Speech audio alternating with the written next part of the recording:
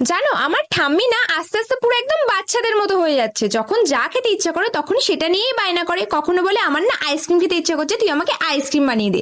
আবার কখনো বলে আমার না ভীষণ পরিমাণে মোমো খেতে ইচ্ছা করছে, তুই আমাকে মোমো বানিয়ে দে। আর আমি যদি কিছু না বানিয়ে দিই তাহলে মুখটা না পুরো একদম বাচ্চাদের মতো করে ফুলিয়ে বসে থাকবে। তো এরকমই কাল দুপুরবেলা হঠাৎ করে আমার ঠাম্মি আমাকে ডেকে বলছে, শোন শোন আমার না ভীষণ পরিমাণে গোলাপ জামুন খেতে ইচ্ছা করছে, তুই আমাকে বানিয়ে খাওয়া না রে। তখন আমিও ঠাম্মিকে বললাম, দেখো ঠাম্মি আমি তো গোলাপ জামুন বানাতে পারি না, তুমি অন্য কিছু বলো, আমি তোমার জন্য অন্য কিছু বানিয়ে দিচ্ছি। কিন্তু ঠাম্মি আমার কোনো কথা শুনলে তো অমনি ঠাম্মি মুখটা ফুলিয়ে নিয়ে আমাকে বললো, আমি অত কিছু জানি না, আমাকে গোলাপ জামুনই বানিয়ে খাওয়াতে হবে। আর ঠাম্মির ওই মিষ্টি বাচ্চা বাচ্চা মুখটা দেখে না আমিও আর না করতেই পারলাম না। তারপর আমি ভাবলাম যে কিছু তো একটা আইডিয়া লাগাতে হবে। তো তারপর আমি ইউটিউবে সার্চ করলাম ইজি গোলাপ জামুন রেসিপি। তারপর ভিডিওতে কি দেখলাম জানো, ব্রেড দিয়ে গোলাপ জামুন বানানো যায়। তো তারপর আমিও তাড়াতাড়ি করে ঠাম্মির জন্য ব্রেড দিয়ে আর এই গোলাপ জামুনটা বানিয়েছিলাম। আর সত্যি বলবো এটা খেতে না অনেক সুন্দর হয়েছিল। আমি তো ভাবতেই পারিনি যে আমি এত সুন্দর গোলাপ জামুন বানাবো।